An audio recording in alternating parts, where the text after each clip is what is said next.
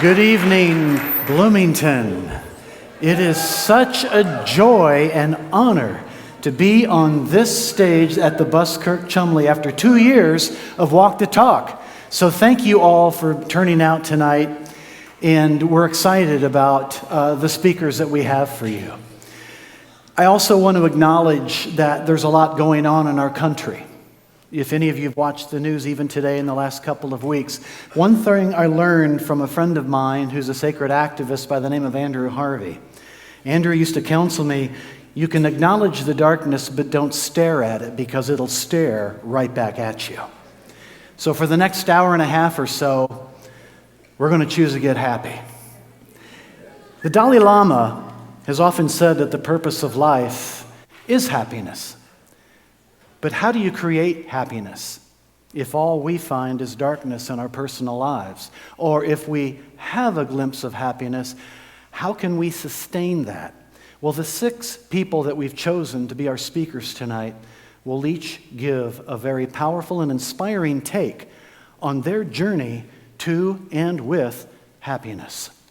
My name is Richard Brendan. I'm the co-founder of Walk the Talk, and I'll be your MC tonight. I also want you to show some love to a few other people who will be hiding right now, but they'll be coming back out at the end of the program.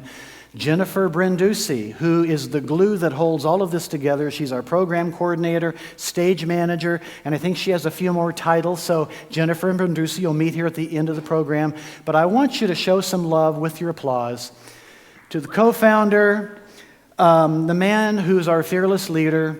It was his vision to bring this program to Bloomington because he graduated from IU. Now, I want you to know that I was born a Hoosier, but I'm a Boilermaker by the grace of God. Okay. That was really brave.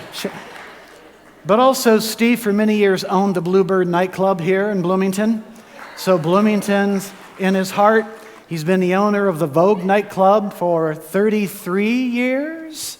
But please show some love right now wherever he is. He'll hear it and feel it. Mr. Stephen Ross. All right, he's over there. Before we get started with the program, one of the cool things about auditioning, we auditioned down here in Bloomington, is we had a young lady who didn't make the cut, but she just about did. But what she impressed us with was this project that she had, where she was interviewing people really all over the world. And it's still in process of being done. But we wanted her to walk on stage now, just take a few minutes and share her story with you. And then we'll share a very short, about 40, 45-second video clip. So Jackie Halpern, if you could join me out here. Jackie Halpern, everybody. Thank you. Jackie, why don't you share with everybody what this is about, what they're going to see. So I'm very excited to share this with you. So this project has been going on for a little over a year, and it started with me asking a simple question that has essentially changed my life. And I had the opportunity my senior year of college, yes, I am out of college, in case you're wondering, to conduct a year-long research project with a PhD, and my topic of choosing was happiness. And fast forward a little bit, I did a lot of research, but what I started to find was that happiness was something that everybody wanted. It's something that's highly desired. Yeah. It's New York Times bestsellers. It's everywhere. Everybody wants it. Does everybody want happiness, I'm guessing? Yeah. And so I started to change up the way I asked my question, and I went away from asking questions like, what makes you happy, which was pretty easy, and rate your happiness, to define happiness. And so I figured if you're on a lifelong pursuit of happiness, if I intercept you just for a few minutes and ask you to give me a definition, should be pretty simple. But what I found was it wasn't. So the project I started a little over a year ago is called the Happiness Pursuits.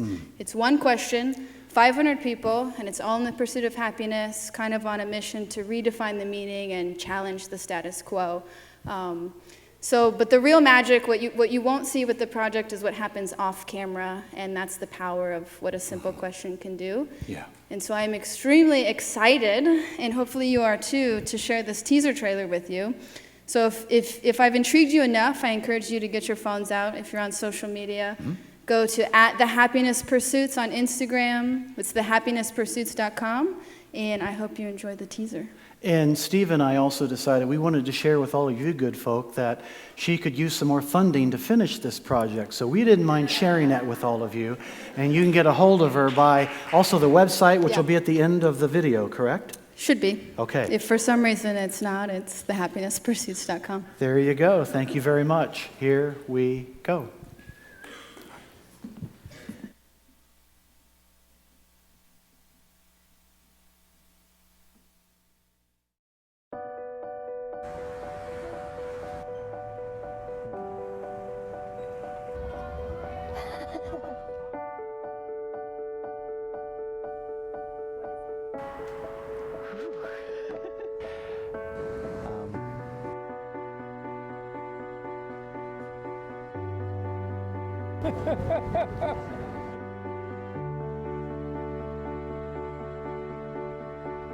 What is happiness?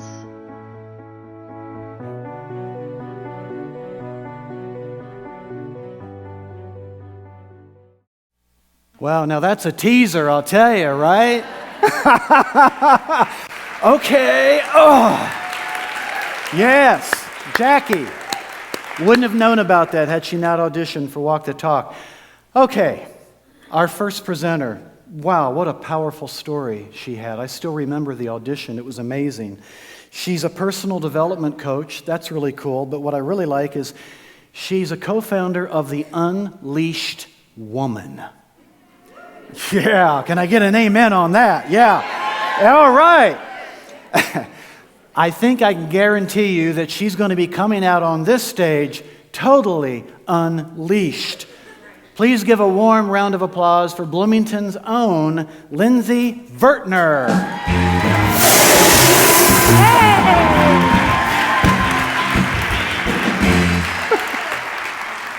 Hello! Don't you love this confetti? Yes? Oh my goodness. We gotta let it settle, because this is gonna be distracting, right? How are you? How are you?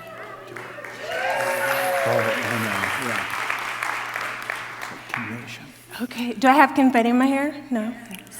I do? Oh goodness. Thank you, I love you too. Okay.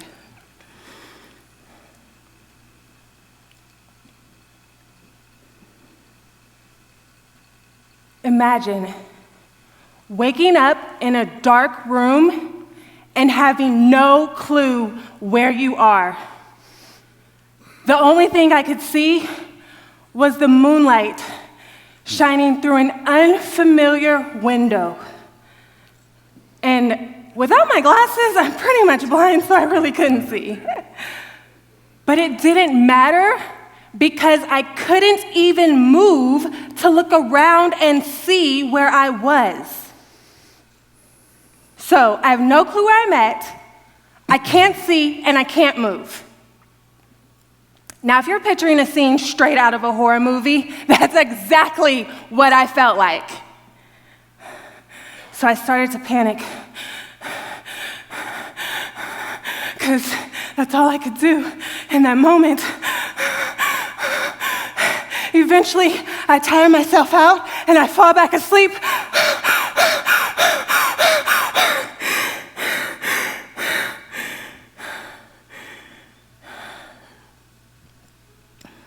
The next time I wake up, the sunlight is shining through that same unfamiliar window.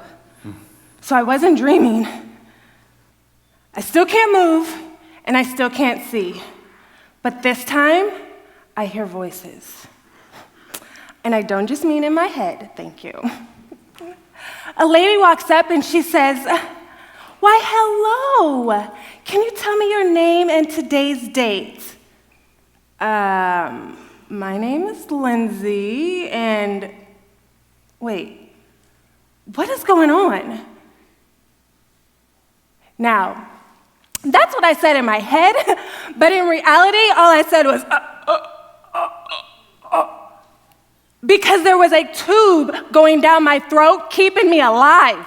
I couldn't talk. Now, eventually, down the line, my mom helped me to communicate, and it was blink once for yes, blink twice for no. So the lady continues, and she says, why, bless your heart, you have been in a horrible car accident.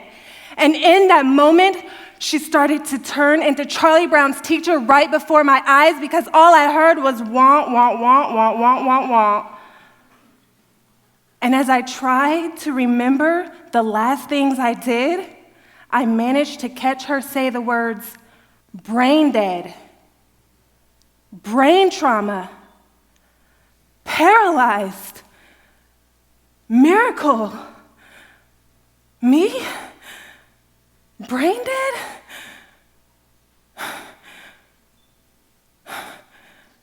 Now I know what you're thinking. Why heavens to Betsy, Lindsay, this is supposed to be a story about happiness, and this sounds absolutely terrible. And that's all the more reason that this story is so important, because creating your happiness helps to create your healthiness. Creating happiness creates healthiness, and it starts with a healthy mind. Now, the typical reaction after hearing something like that is to have a complete meltdown, but instead, all I could think about was, thank God I'm alive. Thank God I'm alive. Thank God I'm alive. And thank God that I wasn't tied up and kidnapped by some crazy murderer or anything.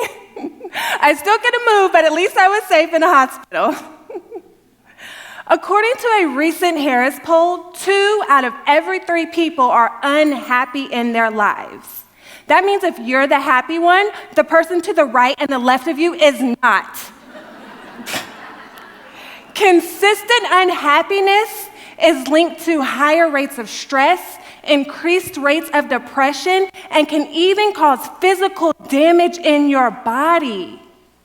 But studies also show that happier people are more resilient, they cope better with stress, they have stronger immune systems, and ultimately they live longer lives. So I'm going to share with you some super simple tips to help you create happiness in your own life so that you can live a little bit healthier. So tip number 1, we can't focus on the positives and the negatives at the same time. We have to choose one or the other. Now, I could have focused on all the injuries that I have, but what was the point? What's done is done.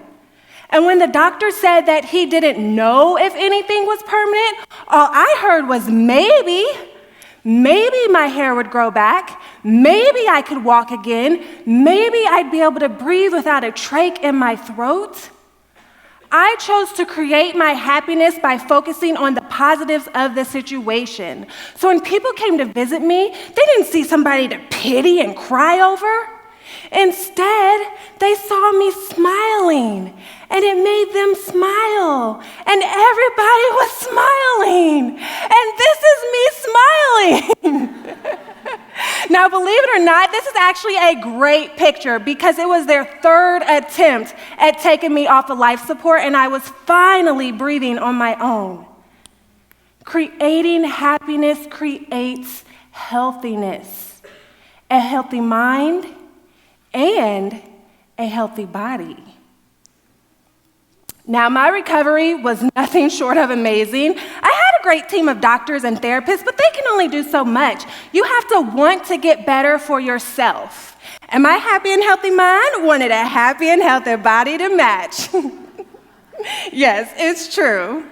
Now, you may have heard where they will do some research experiments and they'll give some of their sick patients a sugar pill that has no medicine in it, and every time they do that, at least 1/3 of those patients will still get better, even though they never received medicine. It was simply because they believed they would get better and they were committed to that belief.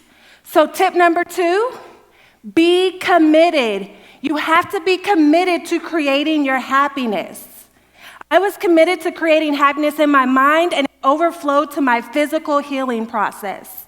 For weeks, I was in therapy from 7 a.m. to 6 p.m., 7 days a week. I didn't get a skip day. And because of that, I went from being pronounced brain dead on multiple occasions and paralyzed to exactly 1 month's time, I walked out of the hospital. Yes, thank you. Well, technically I was wheeled in a wheelchair because hospital policy and stuff, but once I got to a certain point, I wobbled the rest of the way. Think about it. Have you ever noticed how two people can get the exact same cold, one gets better in 2 days and the other gets better in 2 weeks? That's because the 2-day person was committed to focusing on getting better, while the 2-week person was committed to focusing on every new symptom that they had. Creating happiness creates healthiness. Healthy mind, healthy body, and a healthy environment. Now, I'm absolutely convinced that creating my happiness got me a little extra special treatment while I was in the hospital. Now, usually healthcare workers, they argue over what patient they don't want, but in my case, everybody wanted to have me as their patient because happiness is infectious. I was pleasant to be around, and because I was so happy, it influenced how they responded and spent their time around me. I was pleasant to be around, and they were more willing to spend more time near me. More time near me meant they got to know me and my body at a deeper level. If I were a grumpy patient, then they would have rushed in, treated me, and rushed out. Nobody wants to be around a Debbie Downer, right? No. This is my amazing nurse named Ken, and one day he noticed that my left leg was a little bit different, and because I was still paralyzed on my left side, I couldn't feel the change that was happening, so he ordered an ultrasound to be done on my leg, and what they found was a chunk of blood clots that had started to break apart, and if they wouldn't have caught it, it eventually would have traveled up and gotten into my heart and lung area, and I would have died. So imagine to survive all that trauma only to die from a blood clot. There's a famous psychologist by the name of Dr. Lewis Terman, and he studied an entire generation of people for over 8 decades. And he found that even just being around unhappy people for too long was linked to poorer health and a shorter lifespan. But luckily for us, being around happier people helps to create a better quality of life. So tip number 3 is to simply have fun. Everything does not have to be so serious all the time. Let's say that you have to force yourself into work because you hate your job. You have to focus on the positives of that job, create happiness while you're at work, and then figure out how to make your job fun for you. Because remember, happiness is infectious. And eventually you'll start to shape a work environment that is more enjoyable to be in.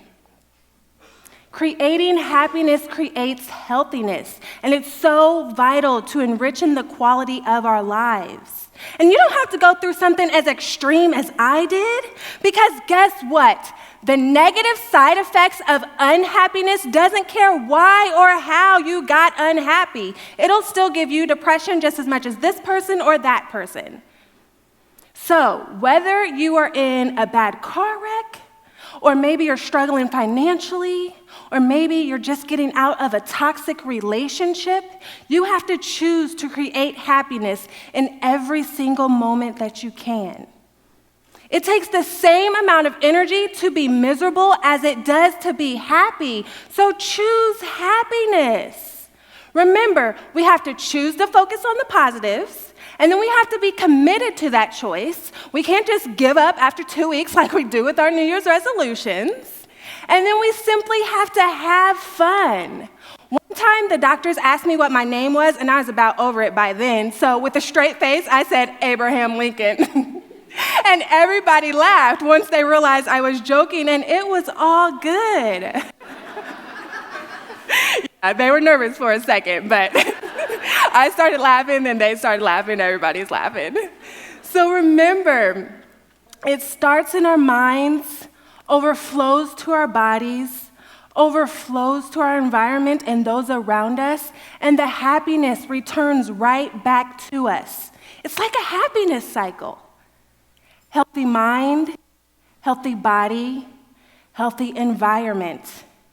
So say it with me one last time. Creating happiness creates healthiness. Thank you.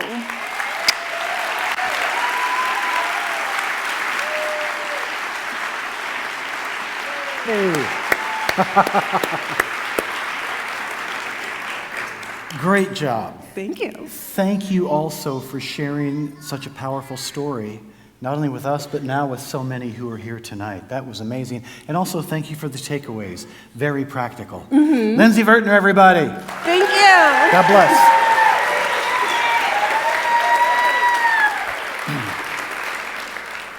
Our next speaker has, I think, a very powerful presence. She also teaches and leads from the heart, and that gets my vote anytime. But there was a description written about her that I wanted to just share with you because I thought it was so cool.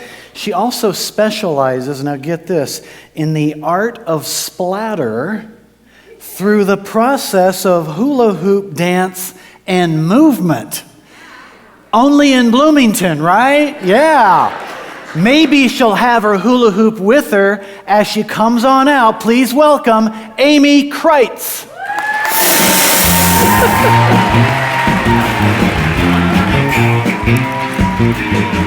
Hello! You all look wonderful. I just gotta say that. And this makes it even better. All right, now I'll let it settle too. See if I can see anybody out there. Oh, I love you, all of you. All right, Project Happiness. Who is happy tonight? I'm happy. Ow! All right, so one more time. Show me your hands if you've ever sat and thought or wondered what makes you happy.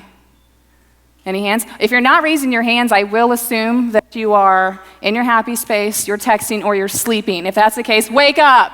We're having a happy time here, okay? I understand it's very, very easy for us to talk about what doesn't make us happy, right? We can do that all day long, and we often do. I associate that feeling with one of fleeting happiness. That's feeling separate from or far away from obtaining happiness. So I wonder if you sat a little longer in this thought of what makes you happy, if you could paint it into some kind of a picture, put it into words or some form of context. Could you describe it right now to me? I get it. It's really not that easy to do in one word or thought form. But have you tried? Have you tried? I get, too, that it's a very frustrating question to ask, what makes you happy? Bless my husband, he's out here somewhere. He understands that because I've asked it about 1,000,000 times over the last. It's true. Oh, there we go. I almost lost you guys. So I wondered, I started to think to myself, is there a project for it? I can tell you, if there was one, I was bound and determined to discover it. The only thing is like finding in the middle or on completing these projects were these moments of fleeting happiness, and it was very frustrating.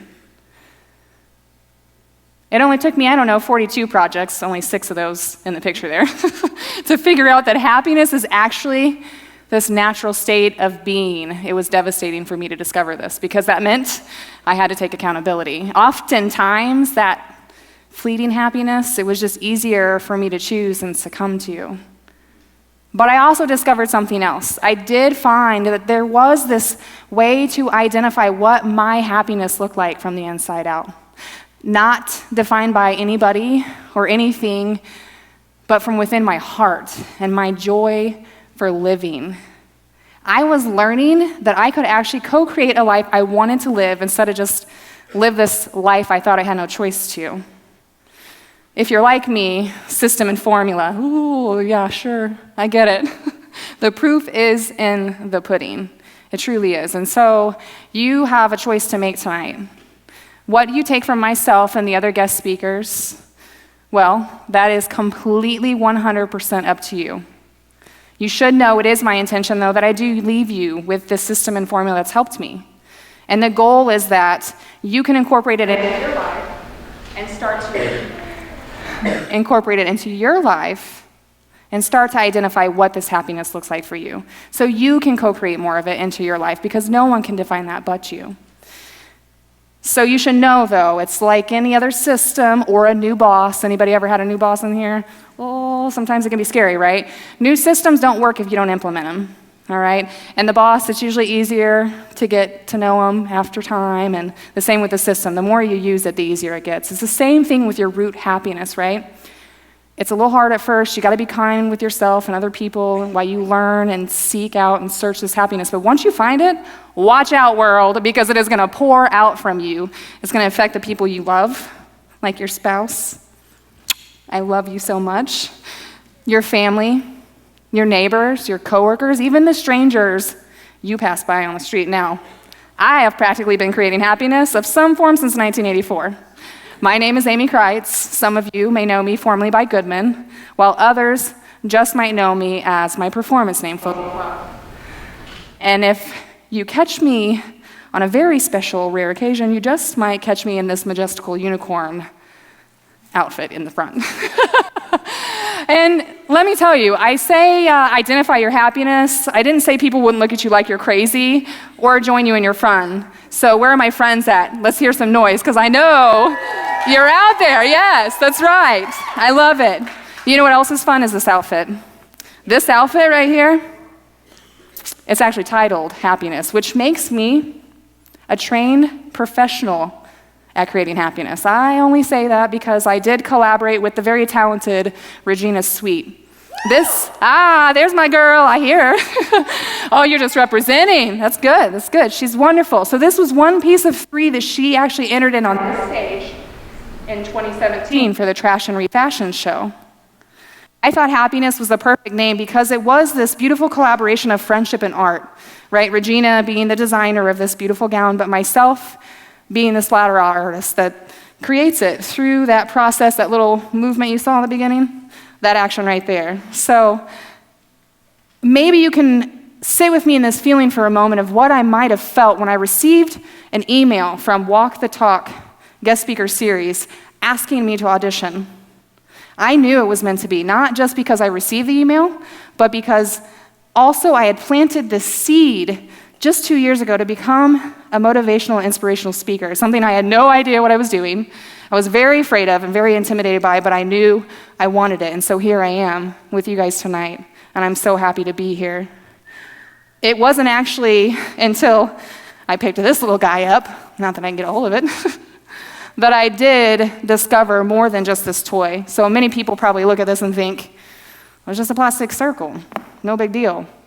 But it was more than that. I was 26. I'd never hula hooped before. It was something new for me. I was trying something outside of my comfort zone, testing and exploring, and what I found was far more than a toy. I didn't get to this system and formula easy, okay? Like many of you can probably relate to, I faced tragedies and hardships, unexpected events that completely redirected my life, oftentimes into these projects. And they were life-changing. This one in particular, it helped me discover a part of myself I didn't know existed, and gave me an outlet to express it for the first time, and a community of family and friends to share it with, the beautiful Hutsucker Posse.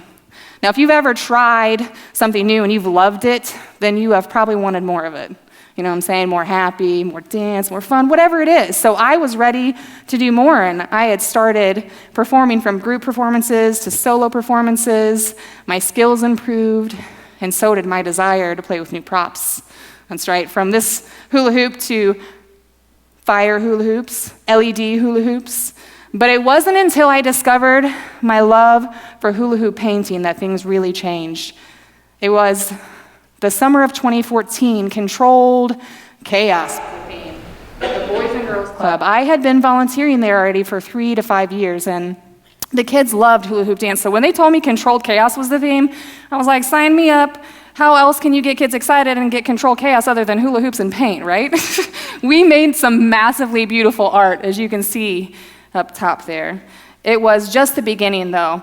after 2 years of doing that, I had decided to again step out of my comfort zone and apply to teach my very first workshop at Playthink, this very beautiful movement, music, and art festival. It was a lot of fun. Now, if you have ever been on this journey of seeking happiness, which I assume most of you are either seeking it, are in it, are looking for it, then you know that you're also on a personal development journey. And that when you will follow your heart, I will tell you this, opportunity will arise for you. You're ultimately going to have to choose on whether or not you will take it. When I got that email, I could have said no, I don't believe in myself. But I came here anyway, and I did it, and I'm here tonight. And because of that, I'm now doing more of that in my life. So from Playthink to Beaver Island Music Festival to the Woolery Art Market hosted by Herald Times to Good People, Good Times and more, I had found my happiness and I was ready to share this hoopiness with the world, if you know what I mean. And so, how did I do it, guys? What is this system and formula? I know you've been dying to hear it, right? Anybody want to know? Okay, well, I'm happy to say it always existed within me, and it exists within each one of you. It's this internal guidance system is what I discovered. I found out that my thoughts and feelings were always running, like crazy.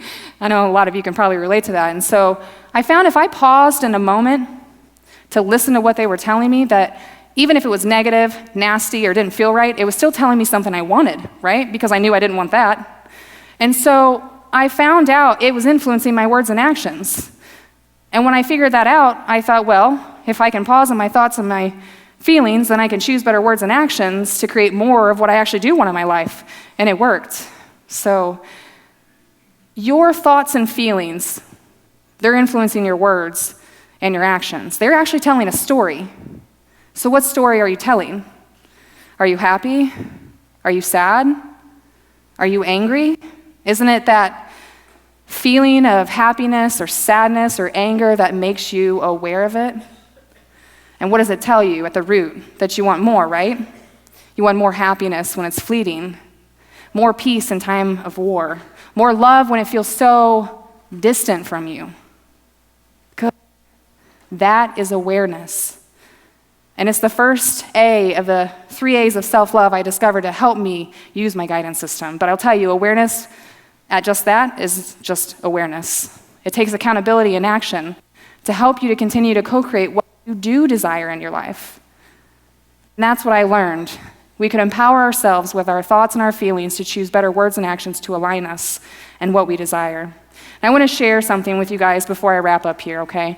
I had a friend, Melissa Laster, who I just met recently. She's a very talented artist. Love her to death. If you're out there, Melissa, you're awesome. So what I want to share with you is this. She posted in January 1st, she said, I'm going to post one picture of happy a day. One picture. Her reasoning was this, because not every day is full of happiness, right? But there's at least one moment of happiness in every day. One moment in every day. I love her focus on at least finding that happiness. And I told you guys you would have a choice to make, and it's this. How will you co-create happiness? What projects will you discover and choose to share with the world? Will you dive into this internal guidance system and use the self-A of the three A's of self-love and really help you to paint that into the world? The world really is waiting. We really do need you to find that space. And so I really want to highly encourage you guys to go out and do that today. Paint that picture into the world because we are waiting. And one more thing. Thank you for sharing this moment. And if you guys don't mind, I'd really love to take a selfie right now to mark this moment of happiness. So if you're a friend or you just feel happy and you want in on this action, I'd love for you to stand up or sit down, however you guys want to roll. Everybody say happy. Woo! Happy! Oh, you guys are the best. Thank you so much for coming. Thank you so much for being you. You are a part of this happiness. We love you. Oh, I guess I need the hula hoop. Unless Amy, anybody else wants to have fun. Yeah, please don't forget the hula hoop. Amy, as one who lives in Bloomington, what was it like to finally be able to speak, to share your story on this stage? Amazing, and just everything I had hoped for and more. Yeah. I can't tell you how important it is for me as a person and all this experience to have the opportunity to reach out to people, because it isn't easy for all of us, and so we need that connection. Awesome. And I'm so grateful. Amy Kreitz, everybody. Thank you so much. Thank you, Amy. Thank you.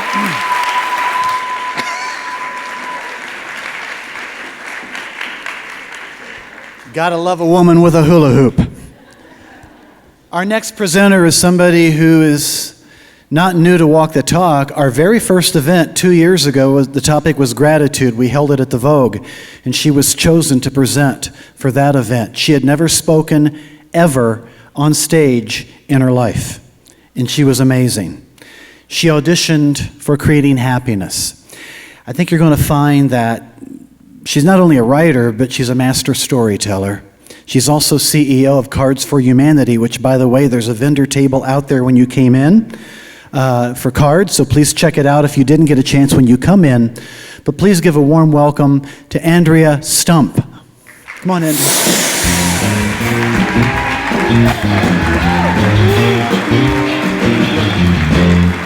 Wow, it's so good to sort of see everybody here tonight. I do have a story that I'd like to share with you. When I was 27 years old, I used to fantasize every single day about getting in a car accident.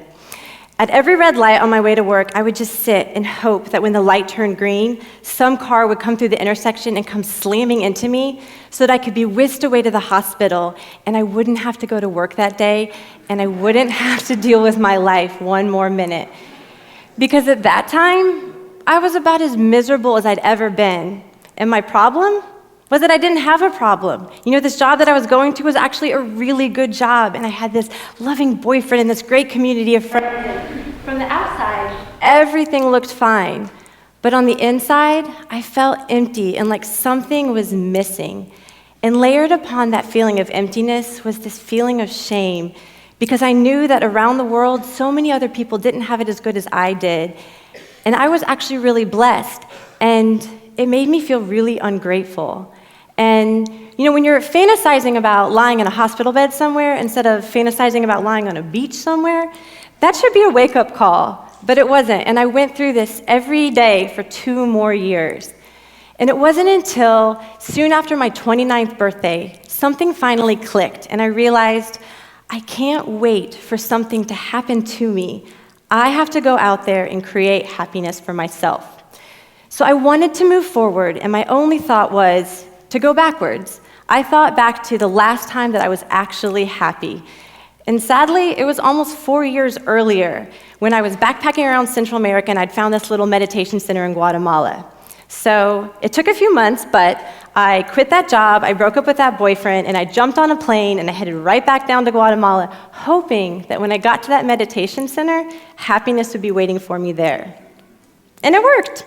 Because I did yoga every morning, and I meditated every single night, and I met friends from all around the world, and we talked about really interesting things, and the last 40 days we spent in silent meditation. And you know what they say about meditation, where this like happiness just bubbles up inside of you?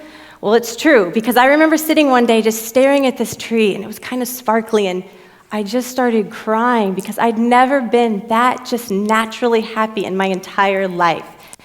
And a few months later, when I'm traveling in Mexico, I decided I needed to do another 40 days because 40 days isn't enough. 2's better. And in fact, in 9 months of travel, I spent more than 100 days in silence because I really just loved that feeling that was coming from within me. And when it was time to go home and I'd run out of money, you know, I wasn't even worried about it because I knew that I'd found the key to happiness within me. And so I get back to Indiana, and it's January, and it's cold, and I'm at my parents' house, and it's the house I grew up in, and they're down in Florida, so I'm house sitting. And I'm alone, and it's quiet, and I'm basically in silence again, except this time, I'm miserable.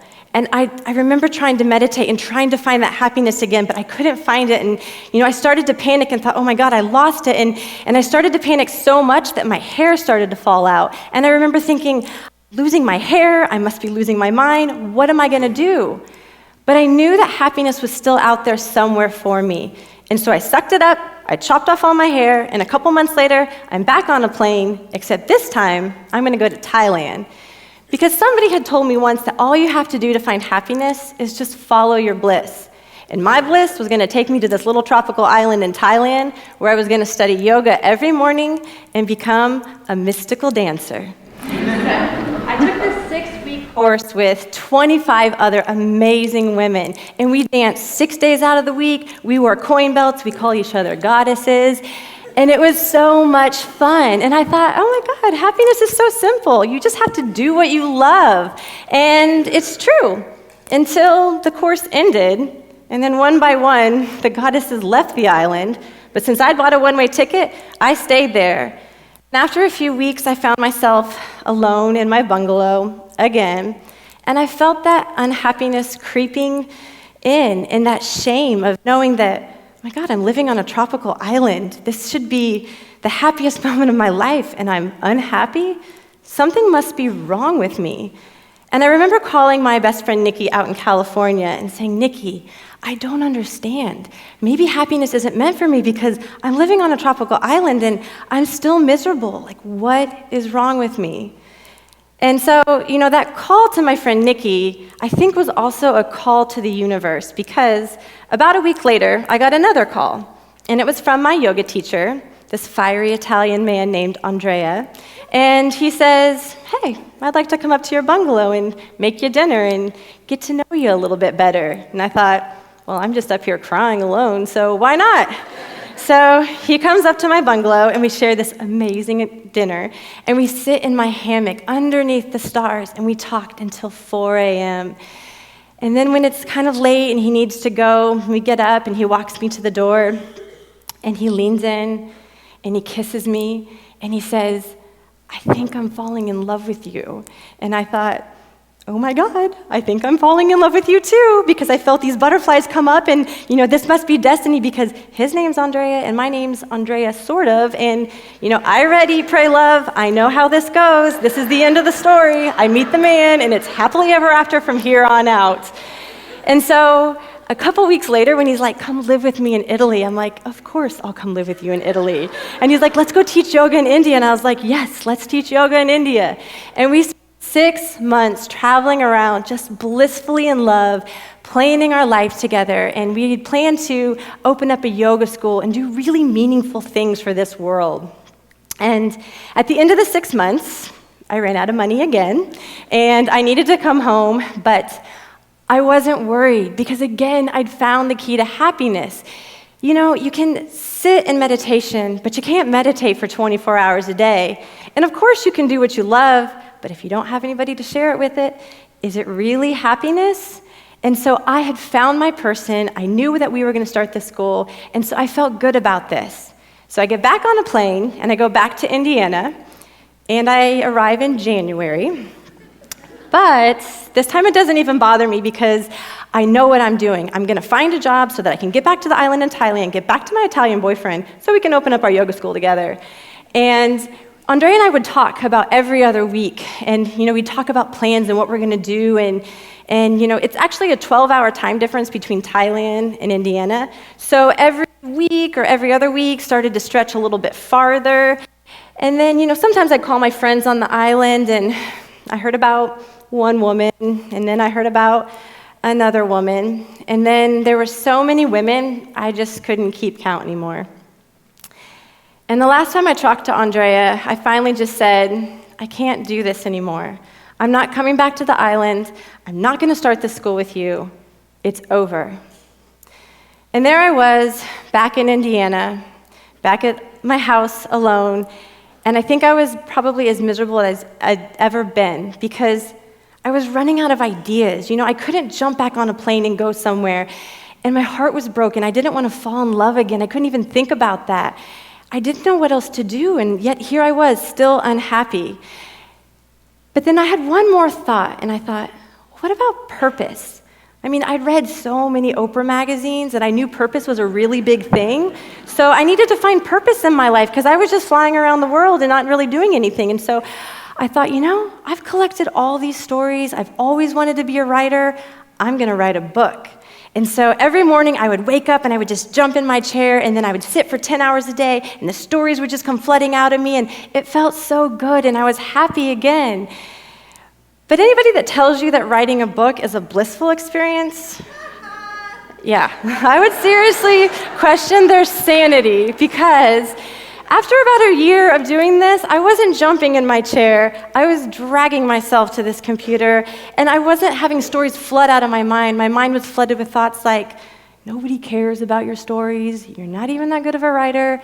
No one is ever going to read this book.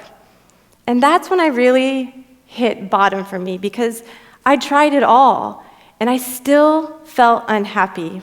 But I had nothing left, and so I decided I'm just going to keep writing this book. And luckily, a couple months later, I'm looking through some notebooks, and I'm writing this part of this book, and I come across this story from my travels, and it had made such an impression on me that I put it in my notebook, and the story goes like this. There was a woman named Madame Blavatsky, and she's a real person, or she was a real person, and she was this great spiritual teacher, and she used to travel all around Europe teaching about the mysteries of life. And she was always rumored to do the same thing. As she'd ride on the trains from city to city, she'd sit by the open window with this little bag of wildflower seeds on her lap, and she would just reach in the bag and just toss the seeds out the window. And one of the passengers asked her once, why do you do this? Why do you waste your time and your money throwing seeds out a window for flowers that you're never going to see grow? And she says, well, I may never see these flowers grow, but think about all the people that will ride on this train for years to come and the joy that those flowers will bring them. This, she says, is the meaning of life. And I thought, wow, what wildflower seeds could I throw? And I had this idea. So that night, I grabbed some note cards and I just scribbled out a few notes. And the next day when I was running errands, I left one at the gas station and, at the car wash and the grocery store, and they weren't really that important notes. They're just little index cards that I had written like, hey, you're awesome, and put a sticker on it or something. But after I left them, as I drove away, you would have thought that I had just cured cancer, because the amount of joy that flooded my system just thinking about who was going to find that note. Was it going to make them happy? It was incredible. And so I started doing this all the time. And my friends started asking me, like, how do you do this? Like, I wish I could do the same. And nobody ever did. And so I had this idea that I would make cards, and I would give them to my friends and other people so that they could spread them like wildflower seeds, so they would feel the joy that I felt by giving to others. And this is how my project Cards for Humanity was born. And now I've been doing this for almost 3 years now, and I can tell you that I'm happier now, still living in Indiana, even in January, than I ever was living on an island or traveling around. And I think that what this project has taught me is that when I was miserable, I thought that I had to go do these really big things, like one-way tickets to Thailand and 40 days of silence. But what I've learned from the cards is that it's what we do every single day in these tiny little moments that matter to our lives. And before, when I was traveling, I was always thinking about myself, like follow my bliss, what makes me happy. But it wasn't until I started focusing on the happiness of others that I truly found it within myself. And so, I think back to that girl that I was at 27 years old, sitting in that car at a red light, just wishing she'd be hit by a car. And I wish I could whisper in her ear, you don't have to go do these big things. You already have it. It's inside of you. You just have to give it away. And so I don't know where you are in your journey tonight, but I hope this story serves as just a little whisper in your ear that whatever you're looking for, you don't have to go find it out there. You already have it. You just have to give it away. Thank you.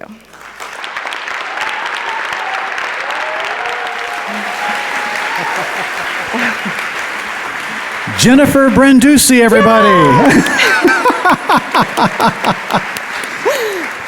Andrew, that was great. That was great. You were amazing on the stage of the Vogue. How did it feel being here as well? Oh, it's wonderful. people. There's such a great energy here. I can feel you. And what would you like to say about the Cards for Humanity, which are out in the foyer? So, since I found such happiness from giving that, please stop by the table at the end. I would love to give each of you a card that you can then give to another and experience the same joy in your life. And because Steve and I love you so much, as a gift, and it's a surprise, we flew in Andrea to be here tonight. Andrea, come on down. No, you can stay right just there. kidding. It's fine. Okay. All right, Andrea Stump, everybody. All right, thank you.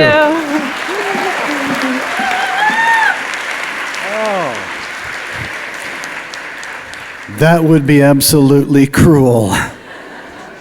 Beware, ladies, of Italian yoga instructors that like to cook meals. How many of them are out there right now? Okay. Our next presenter is petite, but she's got fire in her heart. She's not only a reigning pageant queen. We've never had a reigning pageant queen before with Walk the Talk. Pretty impressive. But I think even more than that, she is the founder of an all-girls mentoring program called Outspoken Girl. We need more outspoken girls. As a father of 2 daughters, we need more outspoken girls, outspoken women in this world today. She's not outspoken, though, but she's very powerful, and she's got a story to tell, and she's going to tell it tonight here at the Buskirk Chumley. Please welcome Angel Simone to the stage.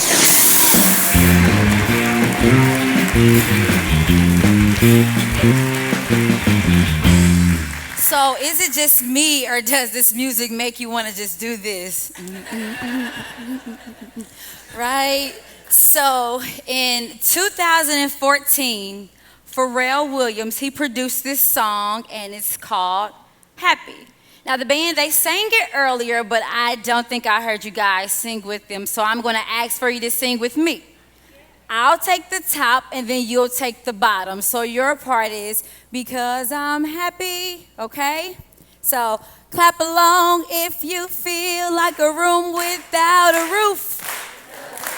Clap along if you know that happiness is the truth. Clap along if you know what happiness is to you. Hey, hey, hey. Clap along if you feel like that's what you want to do, because I'm happy. You see, happiness is a journey. It's not a destination. But at some point in our life, we've grown to believe that our happiness lies within one particular moment. We've grown to believe that when we have no more college debt, then we'll finally be happy. We've grown to believe that when we get married, or even when we get divorced, that we'll finally be happy. We've grown to believe that when X, Y, or A, B, and C happen, then our happiness will finally happen. But I've come to bring you some unorthodox thinking to help you understand that happiness is this continuous process of our constant state of becoming. We are constantly becoming husbands and wives, mothers and fathers, college students, grandparents, and so forth. But if we say, I'd be happy when, then we're actually limiting our happiness. You see, there's no one size fits all for happiness, but rather what makes you happy and what makes you happy might not make me happy. But we have to understand that happiness is cultivated and is created within, and that it has absolutely nothing to do with anything that's tangible or anything that we could purchase, because those things will lose its value. If we begin to place our happiness into people, then when those people leave, guess what happens? So goes our happiness. If we place our happiness into a car, a job, a certain social status, then when that no longer brings the same value, then so goes our happiness. If you don't believe me, I'll prove it to you. When I was 15 years old, I wanted nothing more than to turn 16. See, what you don't know is that I couldn't have a boyfriend until I was 16. I couldn't drive until I was 16. I couldn't get a job until I was 16. So I said when I was 15 that when I turn 16, I'm going to get me a Monte Carlo or a Mustang. I'm going to get that fine boy that sat in the front row in third period, and I'm going to have the job that I want and make whatever amount of money that I want. I turned 16, y'all. I got a 93 Cadillac Fleetwood that had mirror tint windows that had a terrible overheating problem. The boy in third period did not like me, and I got a job at Taco Bell making $7.25. I had to wear a hat, couldn't have my hair the way I wanted, and I could not get my nails done. Some pageant queen, right? So I said, okay, Jesus, maybe it's not 16, it's gotta be 18, because everybody that's 18 and older appears to be happy. So I turned 18, I went off to college, and depression set in, stress set in, financial aid set in, and another boy that I liked did not like me set in as well. So I said, where is this happiness that I chased after ever since I was 15 years old? I said, I know what it is. In college, everybody that graduates and gets their degree finally is happy, right? Oh my goodness, I can't wait till I get my diploma. That's what we say. I graduated with my bachelor's degree, and I said, I'm going to be the best radio personality. I'm going to go on CNN. I found myself teaching snotty-nosed kids. It was just like an epic failure, like this thing that I was chasing called happiness still was not there. I found myself driving home one day so depressed and sad, crying, praying and asking God to reveal to me the secrets to happiness. And he said to me, my child, you are chasing after things that have no value, that the happiness that you are looking for lies within you. Why want something to bring you happiness when you can bring it happiness? Why wait for something to come to you when you can walk this earth bringing happiness with you? So I said, okay, it has nothing to do with materialistic things. It has nothing to do with a guy. It has nothing to do with a job. So what is it? And he said, it lies within. It's when you line up your mind, your will, and your emotions with what I want for you and what I have for you. So I said, okay. Thank you for asking me, how do I get there? This is the good crowd, so I'm going to give you 3 ways that you can create the happiness that you want. The first thing that you have to do is accept what was. In life, we make many mistakes. But if we continue to beat ourselves up about the things that we've done, then we'll never get anywhere.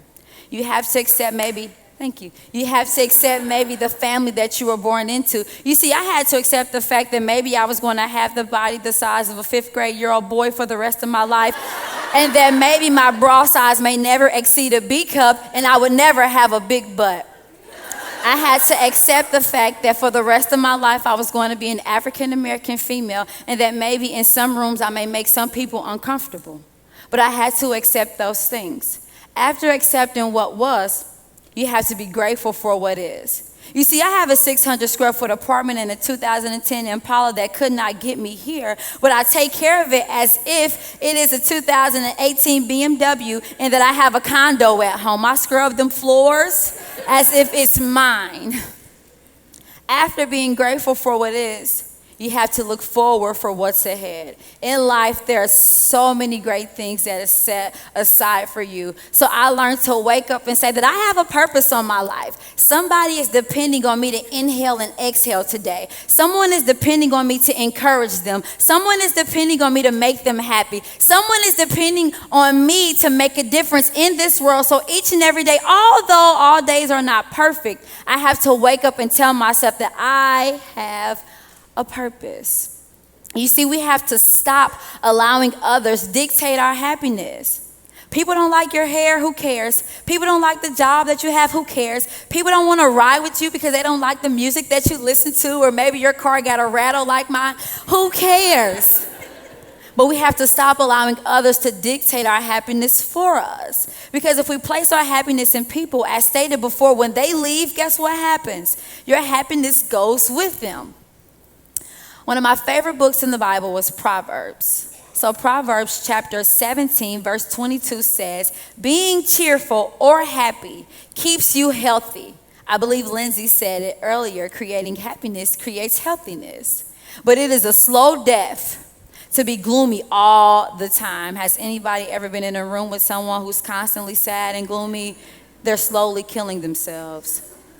So in Deuteronomy chapter 30, verse 19, it says, choose life and all of its blessings. Not only is happiness cultivated and created within you, but it's a choice. Something bad can happen to you or something unfortunate can occur in your life, but you have the option to choose to be happy or to choose to be sad. Now, don't get me wrong. I'm not saying that clothes, cars, and money and men and women can't bring us happiness, but why not have happiness before those things come? Don't wait for those things to come to make you happy. Rather, create the happiness for yourself, and then when it comes, it's going to add more happiness to you. This guy here, Nick, he's a motivational speaker, and he was born with just a torso. You see this little foot that he has here? He called it his nugget. And he's so proud of his nugget, but he goes around the world and he speaks to people like you and I, and he encouraged them. You see, Nick accepted what was. He accepted the fact that he was born with just a torso. He was grateful that he did not lose his life, but he looked forward that he could go across the globe and encourage so many people. Inky Johnson was a football player at Tennessee State. One game, he had a terrible accident, and now he can no longer play football at all. He doesn't have any movement in his arm. And Inky, he accepted what was. He accepted the fact that after his injury, no one would ever want him to play for their team. But he was grateful that he was able to live, and he too is one of the highest paid inspirational speakers there are. Last but certainly not least, one of my favorite, Dr. Eric Thomas. He goes across the world and he tells a story of how he was a high school dropout and how after he got his GED, it took him 12 years to get his bachelor's degree. See, many of us are upset about 5 and 6. It took him 12 years to get his bachelor's degree, but one thing he always states is that on his diploma, there is not a date. On his diploma, it doesn't say how many years it took him to get it. But it took him 12 years to get it. He's got his PhD, and now he also goes across the world inspiring people like you and I. You see, these three great men, they understood that happiness did not lie within the people that they surrounded themselves with, but it lied within themselves. It lied within the heart. Dr. Seuss says, "Today you are you, that is truer than true. No one alive is youer than you." So you can bring the happiness with you. You can bring the happiness into your job. You can bring the happiness into your marriage. Your children may be bothering you and getting on your nerves, and maybe you're saying, I can't wait until they get out this house. But you can bring that happiness back into the house with your children. Children, you can bring that happiness into the home with your mom and with your dad and with your grandparents. Don't wait until you graduate. Don't wait until you get that job. Don't wait until you get married. Don't wait until that debt is canceled. I want my debt to be canceled, but I'm not going to wait until it's canceled before I'm happy. I am a national reigning pageant queen, and it took me 3 years to get a crown. But throughout those 3 years, I found happiness along the way. I still don't have that boy from 3rd grade. I'm a state employee, so we don't make much, but I'm grateful for that as well. And I still don't have the car that I want, but I promise you I'll walk this earth as if I bring happiness with me everywhere I go. And you can do the same thing as well. Happiness is a journey. It is not a destination. Happiness is not about having the things in life that you want, but ultimately, it's about wanting the things in life that you have. I am Angel Simone. Thank you so much for listening to my talk. God bless you. Angel Simone.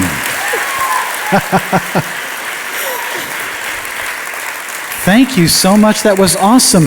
One of the things you enjoy doing is helping people discover their life purpose. Absolutely. How would you describe your life purpose? My life purpose is honestly taking all of the mistakes that I've made and using them to help others. I've made so many mistakes in life. I'm not always proud of those, but because of those mistakes, I am able to tell someone, hey, I've been there, okay? It's going to be okay. Or I've been there, don't go that way as well. So I've learned, it's like my life, I'm standing on a mountain of mistakes. Yeah. And God's light is shining off of me. Amen. Angel, thank you so much. Thank you so much. Okay, blessings to you.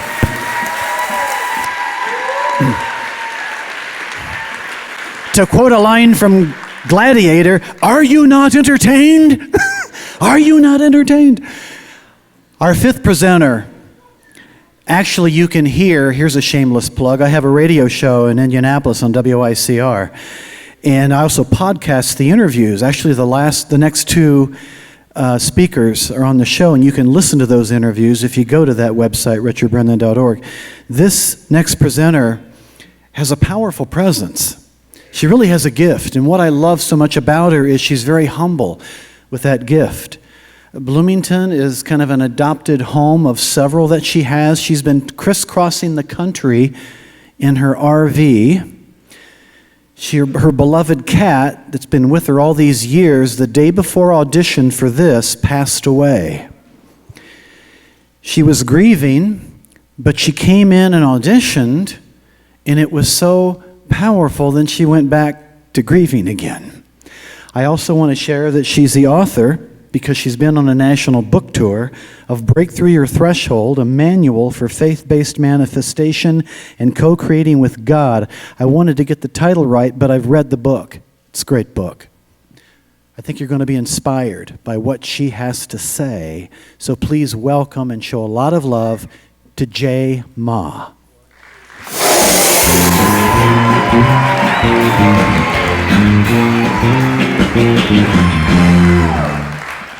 It's raining confetti, I love it. Someone tell me if I get confetti stuck in my hair so you pay attention to me and not my hair, okay? We good? We good? Hey, y'all! Y'all having fun? I meant to say, are you having a fun life? Who's having a fun life? Seriously, who's having a fun life? That's what I'm talking about. If I told you guys that the access to magic, living a magical life, was not only possible, but practical, would you apply it? Would you apply it? Do you want to live magically? That's a real question. Do you want to live magically? Yeah? What I'm going to share with you guys tonight, I'm going to break down 3 different distinctions to creating happiness. There are 3 different paradigms to create happiness. And I live my life this way. Before I dive into it, what makes me credible to actually share this is I have never owned a credit card in my life. I don't even know what a savings account means. Seriously, like a savings account to me means the loose change in my car's ashtray. I'm like, 72 cents, score! That's my savings, that's my life savings. And somehow I'm able to come and go as I please, living the life of my dreams. I live and travel in an RV that I call the Goddess Mobile. And I sleep like 10 to 12 hours a night. I love to dream. One of my favorite pleasures, though, is not waking up to the sound of an alarm clock. That's how you know you're free. That's how you know you're free. And I haven't had a conventional job for like 10 years. I don't work. I serve with joy and purpose. And people are always asking me, like, Jama, what is your secret? Like, you were just broke yesterday, and now all of a sudden you're like flying to Colorado. Like, what's your secret there? And I tell them, I have a sugar daddy. And usually at that point they're like, and I'm being sincere, right? Because my sugar daddy is the most unconditionally loving, conscious, supportive, wealthy sugar daddy ever. God is my sugar daddy. God is my sugar daddy. Yeah. I recommend y'all take that. Y'all can take that. You can have that, yeah? And so when I learned how to co-create with the divine of my understanding, these particular paradigms that I'm going to share with you gave me an access to creating my heaven on earth. It's about understanding how we are creating happiness. And by the way, these paradigms apply to every single person on the planet. Isn't that cool? And I also give you my personal guarantee that if you're willing to practice over and over and over the paradigm of enlightenment, I promise you, you will live a life of magic. I promise you that. Y'all ready for the paradigms?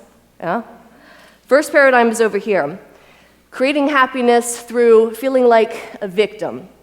Have, do, be. If I only had all the money in the world, I would do the things I love to do, then I'd be happy. How many of y'all have done that to yourselves? Yeah? If I just had the right partner, I would do romantic things, and then I would be in love, I would be attractive and sexy. But I need to have a partner. If I had this person's approval, I would do more powerful things, and then I'd be happy, I'd be a leader. But I can't be that happy, powerful leader unless I have approval. You're creating happiness through a paradigm of victimization. And we've all been there, yeah? We've all been there. So there's an upgrade, yeah? Next paradigm to creating happiness is through a paradigm of force, of activity. It's called do, have, be. I need to go, work harder, work harder, work harder. Then I'll have all the money I need to have, and then I can be free to travel, I can be happy. But first I need to work my butt off. Welcome to corporate America, right? Yeah? Our Western culture actually thrives this way, yeah? Go, work, and then I'll have what I need to have, and then I can be happy. How many of y'all do that? How many of y'all do that, yeah? Here's the thing, most people call that empowerment. That's not empowerment. That's you being a control freak. Yeah? That's you manipulating results into fruition. And you can do that. We have power. You can make things happen. But if you're creating happiness from the do, have, be paradigm, you will burn yourself out. This is exactly why people stop setting goals, because they're tired. They know they can do it, but they're exhausted. Can you relate with that? Yeah? All right, y'all ready for the meat and potatoes? The Enlightenment paradigm. Be, do, have. It starts with the essence, the consciousness is in the being. You be happy. You be powerful. You be trusting. That beingness is the qualities of your soul, and you have the right to access them anytime you choose to. And when you do access that way of beingness, then you're going to do the things that a happy, powerful, loving person will do. And then you will have a reality that a happy, powerful, loving person would have if you're being happy, powerful, and loving. Does that make sense? Make sense, right? Makes sense, yeah, simple, right? Easier said than done. Easier said than done, and here's why. Here's why. Y'all, when I first learned this paradigm, I was a do-have-be-aholic, okay? I was always on the go, yeah? It took me like 8 years to even get a handle on the consciousness of what be-do-have is to creating happiness. Because here's why. Life is going to happen. Shit is going to hit the fan. Obstacles are going to break down at the most inopportune times, and things are not going to go your way. Does that happen to everybody in this room? Yeah? So when that happens, you're going to fly off your center. And who are you being? You're in a disturbance now. Are you being scared? Are you being needy? Are you being desperate? Here's the thing, you guys. You're always in be-do-have. Because if you're being scared, needy, desperate, you're going to do the things that a scared, needy, desperate person does. And then you will have a reality that reflects fear, desperation, neediness. You're always in be-do-have. So when obstacles happen and throw you off of your pivot point, off of your center, this is the art of be-do-have. You come back into that alignment. And how do you do it? How do you get there? You breathe. You get quiet inside. You come into that alignment with your soul, with your higher self. And you wait. I don't care if you need to cry out rivers. I don't care if you need to pray or meditate or do EFT. Y'all know what that is, right? You know, EFT, right? Tapping all over yourself. You know, I love and forgive myself. I love and forgive myself, right? Do whatever you need to do. Do whatever you need to do. You need to move your body, dance, you know. Do whatever you need to do to come into that alignment with your higher self, with your soul. Y'all like that, right? I can get a little crazy, I know. Thank you. I wore a dress to, like, you know, cover it up a little bit.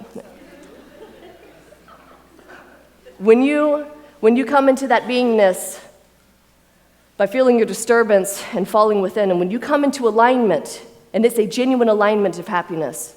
It's a genuine alignment of trust. Then you're going to do the things that a happy, trusting person does. And then you're going to have a reality that a happy, trusting person would have. You guys see how that works? Yeah? Let me give a quick story about this. So I told you I drive the Goddess Mobile all across the country, right? And I remember my very first tour, I was terrified. I'm on my 4th national book tour. That's the only reason why I'm in Bloomington right now, y'all, by the way. Like, I'm so happy to be here, too.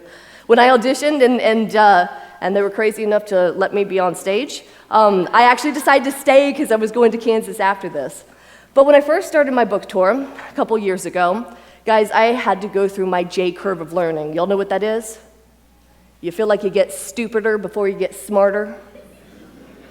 J curve, right? And I was scared, you guys. I was scared, and so I had a gig. I was from Gainesville, Florida. I had a gig planted in Atlanta, and just one. And then 5 weeks later, I had another gig planned in Atlanta. I had nothing else on the books. And I was taking my childhood friend, and between the both of us, she also doesn't own a credit card, by the way, right? And between the both of us, I think we had about a half a tank of gas and about $100 to our name combined. I didn't even know if I was gonna get to Atlanta, right? Y'all ain't gonna lie, I was here, I was like, we need to have more money. What were we thinking? Oh my God, this is insane. We need to have more gigs booked. If we have more gigs booked, then we can go on this tour, and then we can be happy. Guys, I teach this crap. And I was there, right? Right? Here's the thing, though. True mastery is not about being perfect. It's about being conscious. Yeah? Yeah? I became conscious of what I was doing. So I upgraded to do have be. And then I was like, I know what we need to do. I know what we need to do. Let's go sell our clothes. If we sell our clothes at the consignment store, then we'll have some money, and then we can be free to travel. I know what else we need to do. Let's go call some healing centers and churches, and once we have more gigs booked, then we could be free to travel. We could be happy. Now, y'all, my mom would have thought that was a great idea, right? There you go, kiddo. There you go. Now you're empowered. Now, guys, but here's where we stop when we co-create. We stop right here. And I was a do happy. I went into prayer. And I connected with the divine. I was like, all right, God, I'm sure you have a better way, but I think my idea is a really great idea. I think I should really sell my clothes. And I felt that disturbance, and then I relaxed inside. And when I relaxed, I genuinely touched upon and anchored in the qualities of trust, curiosity, and adventure. Trust. You know what, God? You haven't failed me. I have no reason to doubt you now. Curiosity. I don't know how you're going to bail me out of this time, God. What you got? What you got? Because I screwed up. What you got? The spirit of adventure. I told my friend, I was like, you know what? Let's just go. I mean, what's the worst that can happen? We don't even make it up to Atlanta and run out of gas, and we have to hitchhike home with 3 cats. That'll be a crazy Facebook post. Let's do it. And she's like my childhood friend, so we're like bad influences on each other. So she's like, yeah. And when I came into that alignment of being, what action step do you think I took? What was the doing? Drive. And then I had a tour that unfolded week by week. It just somehow worked. Every single week, we had a gig in Tennessee, North Carolina, South Carolina, Georgia. It was incredible. We always ate incredible food, drank wonderful wine, and we only ran out of gas twice.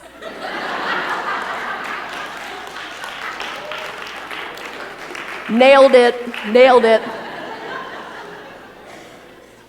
This paradigm, you guys, I really want you to take it seriously. I really do. This be, do, have paradigm is going to take just as much practice as an external skill in order to master. And you can do this. You're worth it. And besides that, your heaven on earth is waiting for you. Thank you.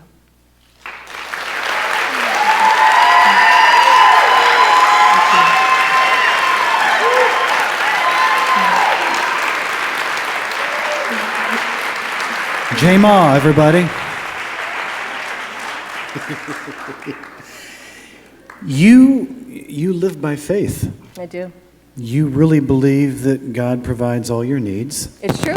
You don't have a bank account or credit card. That's You right. travel in your RV, crisscrossing all across the country. We don't have time to share a lot of the stories that you shared in the radio interview. Right. But I do want to bring something up that's important, having worked with a lot of spiritual teachers in Indy who come in, and that is you've written an amazing book. Thank you. And I encourage people to take a look at it and to buy a copy, but just share briefly what that book could do for them. Okay. Well, I asked you, do you want to live a life of magic or not? Yeah? In Breakthrough Your Threshold, I share the exact treasure map of how I live my life. And there's tons of stories and healing examples and tools and paradigms that will help you shift through those barriers of consciousness, because your obstacles will come up. And it's about aligning into be, do, have, and I show you how to co-create with your source and really allowing heaven on earth in. So that's all in Breakthrough Your Threshold. And one more thing, if you'd also like to be invited to a workshop of mine, I left an email list out there. I'll be heading to Kansas in a couple weeks, so I'm only here for a few more weeks, and I'd love to have you. Thank you. J-Ma, everybody. Thank you. Thank you, J-Ma. Thank you. I'm convinced that our last presenter is the Kevin Bacon of Bloomington. I have a lot of friends down here. I love coming down to B-Town. And I swear, every one of them either knows this woman or knows someone who knows this woman. Now, maybe it's because she's a certified life coach, she's a facilitator, she's a Reiki healer, she's the founder of Joy Potential. She and her husband have this amazing ministry for couples, thriving relationships, yada, yada, yada. But it's more than that. She models joy. She's the real deal. She not only has a powerful presence, but has a powerful story to tell.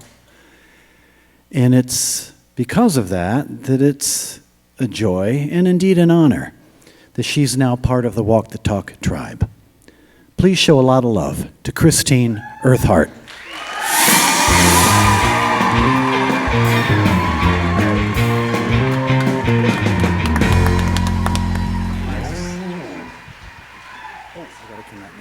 Talk to her briefly. I'll pass it on to you. 16. Our son woke up from the sound of what he said sounded like a bowling ball being dropped from the ceiling. That was the sound of my head hitting our tile floor after going unconscious from a seizure. I wasn't responding to my husband's attempts to wake me long enough for him to call 911 and to wonder if he may be losing me. 8 years ago, I started developing what are called temporal lobe seizures. These may be different than the seizures that you're used to because there aren't any convulsions involved. With temporal lobe seizures, you run this risk of them worsening over time and beginning to impair a variety of your functions. I'd never before gone unconscious from one of these, so this was a big deal. I'm laying on our couch moments after this happened, feeling the magnitude of what this could mean in my life. Would I suddenly start going unconscious at unexpected and unpredictable moments? Would I be able to drive again? Would I still be able to live my purpose, the single most important thing to me?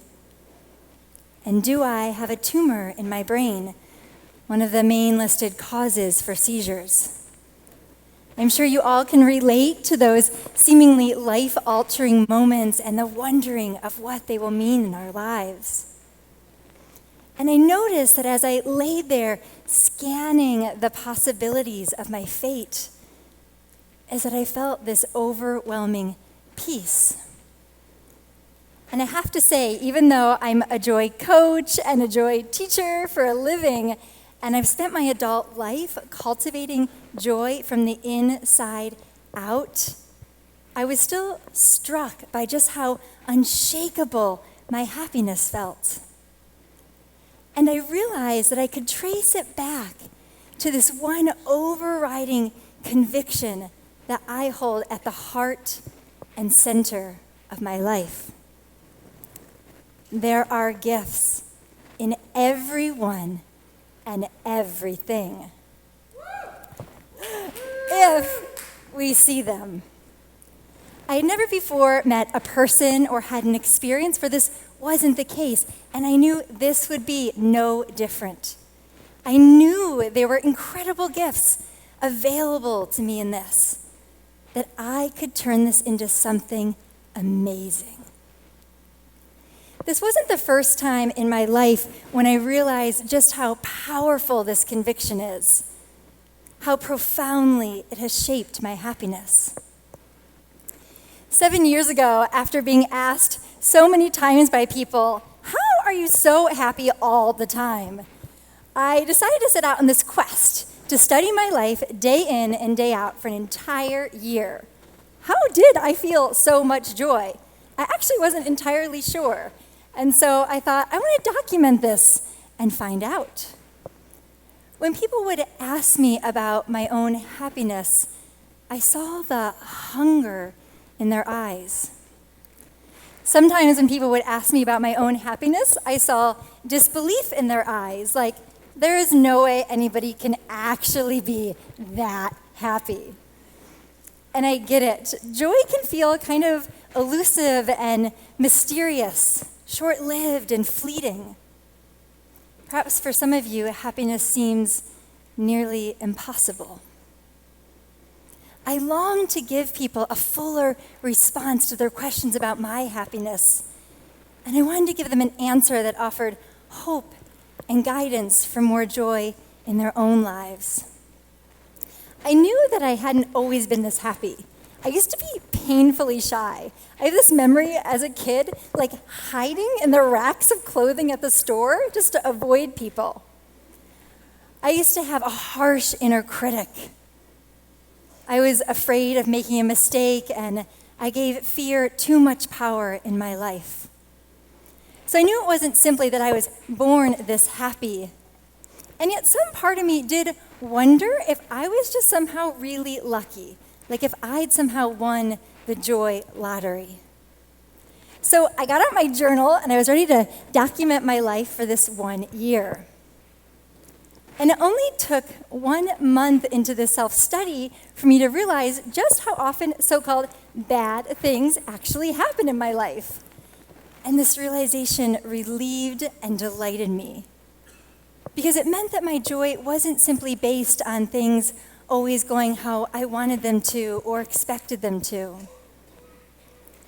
In fact, in that first month of me documenting my life in this way, one of my dearest friends was diagnosed with cancer and died 3 weeks later. My family and I were in a serious car accident. Our beloved family dog needed 2 multi-thousand-dollar surgeries that we weren't expecting. And we had this house renovation project that went awry. I noticed that other people around me were struggling through these same kinds of things, and I still felt happy. And I realized that there were specific things that I was doing to help minimize unnecessary suffering and to maximize my potential for joy. And the great news is that these things were teachable and available to all of us. And there's one particular theme that I noticed ran through everything that I experienced that year. I saw the gifts in everyone and everything. I held firm and unwavering in that. And I saw them everywhere. And as I did, it opened up pathways to happiness that were otherwise unavailable to me. Deeply devastating things happen in our individual lives and in our world. And I'm not suggesting that these things are simply good or meant to be. I would never want to invalidate or dismiss or undermine anyone's pain. When I'm working with my clients who are navigating a difficult thing that's happened in their life, what I tell them is this: it happened, and it was hard. So we might as well suck it dry of every possible good thing that it can offer you and others for the rest of your life. Because we humans really are so powerful. We really can turn our breakdowns into breakthroughs, our messes into miracles, our pain into something purposeful, our losses into ever-expanding love.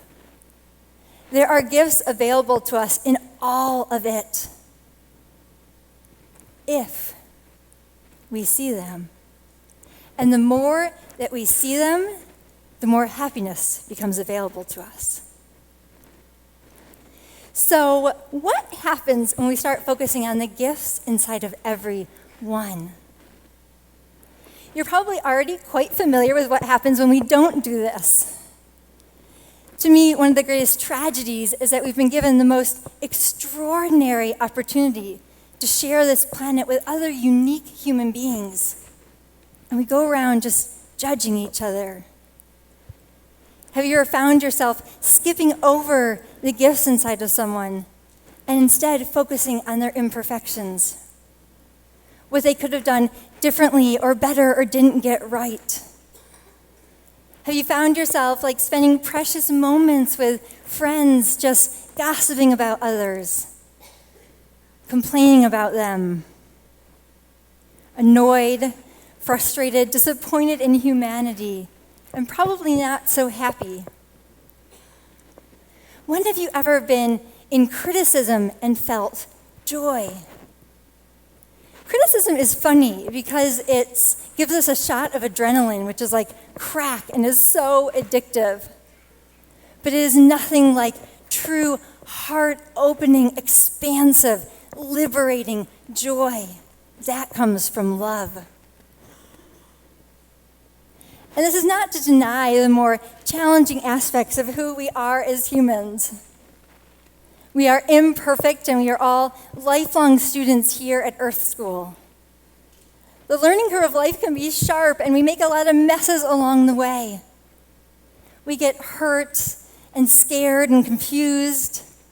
We make messes, and we sometimes even misdirect our gifts in ways that cause harm. What I'm just suggesting is that if we want to be happy, we must not overlook the gifts. If we want to be wise about this world that we're all building together, surely we want to look around and see what each one of us is uniquely good at, and then respect and appreciate and learn from one another. 9 years ago, I was inspired to do this social experiment. I wondered, what would happen if I opened up our home once a month for an event? It would be free and open to all women. They didn't need to bring anything at all, nothing tangible. The only thing that women were asked to uphold is this foundational belief that there are so many beautiful gifts inside of every single one of us. And we would come together to recognize and celebrate and share our inner gifts for the greater good of all. Throughout the evening, women spread throughout our home, sharing their inner gifts with each other in ways that are meaningful and beneficial, holding up these loving mirrors for one another to see each other's gifts more clearly. I decided to call it the Buffalo Sisters Gift Circle, and I put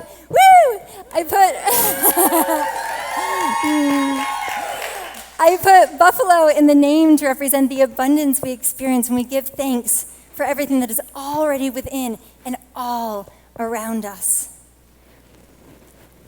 We've been gathering now for 9 years every month, and hundreds of women have participated. This circle has proven time and time again what I hoped in my heart was true.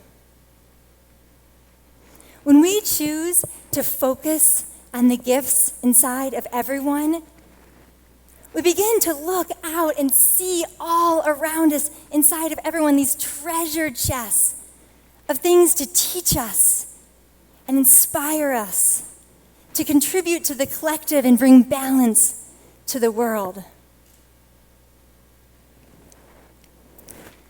After 2 friends from my graduating class died of brain tumors within the same year of me going unconscious from my seizure, I decided it was probably time for me to get an MRI. So I went to my doctor and I told him what was going on, and he asked me, "How are you doing with this?" And I told him with clarity and conviction, I knew they were incredible gifts. I knew I could turn this into something amazing no matter what we find out. A couple of days later, I saw these 2 text messages come in from my doctor. It turns out my brain is a little unusual. I want to share with you what these text messages said. The first one, he says, "This is a picture of a normal and healthy brain." The second text message, he says, "And this is your brain."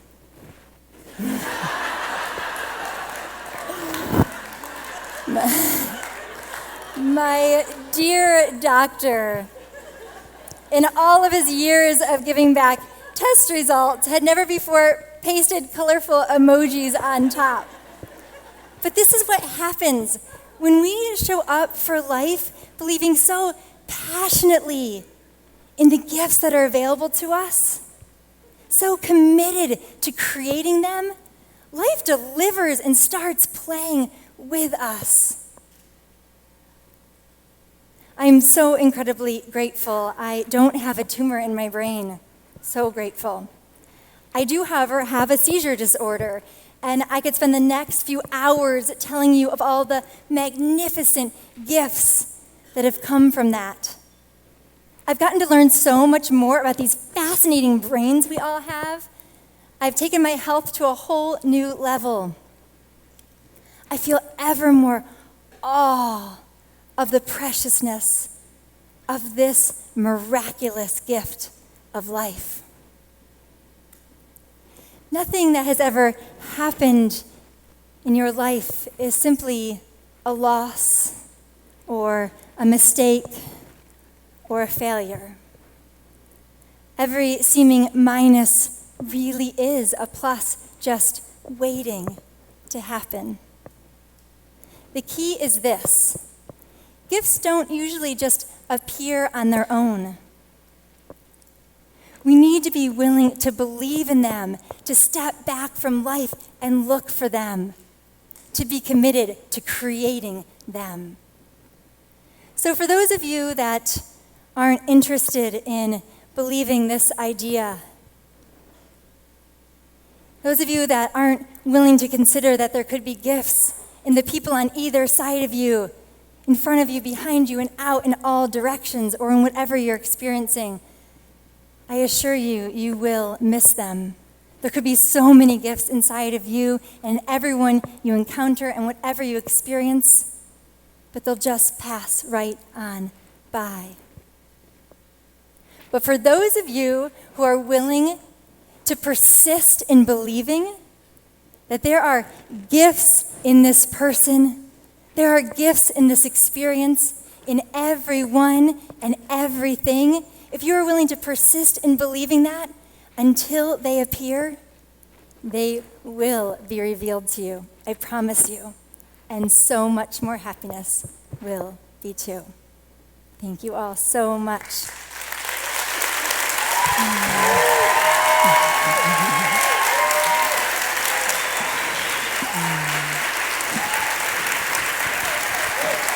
Christine Earthart.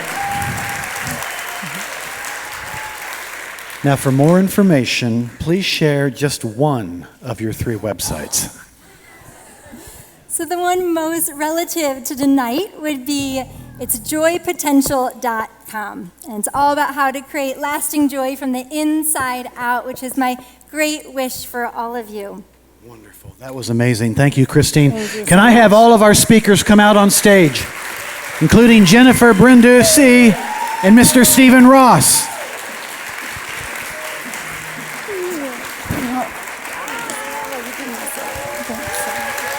Yeah. Oh my gosh. Wow. You guys take a bow, please. Take a bow.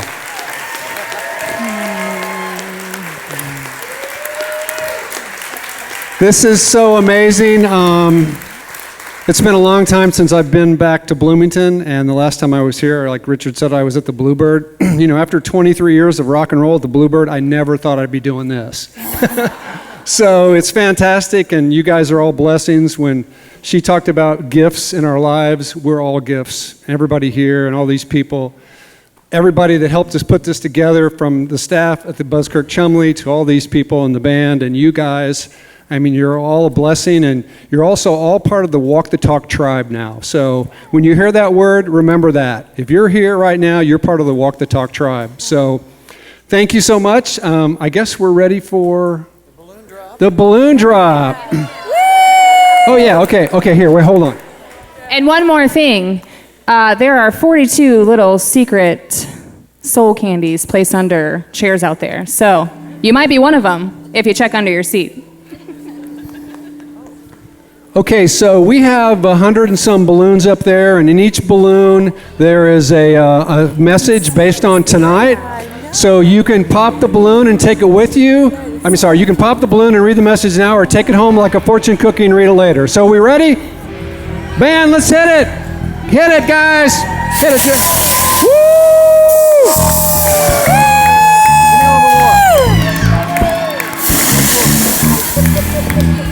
Yeah, thank you.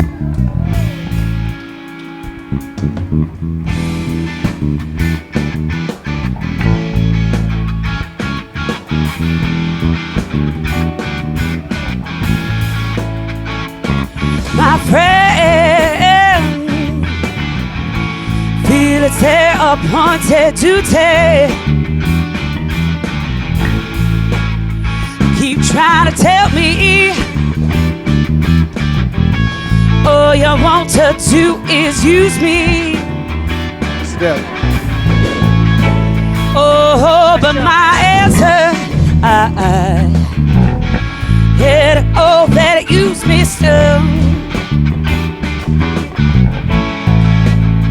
I'm gonna spread the news that if it feels this good getting used, you just keep on using me till you use me up, until you use me up. My brother sit me right down and he talked to me. Oh, he told me that I ought not to let you just walk on me. Oh, I'm sure he meant well. Yeah, but when our talk was through,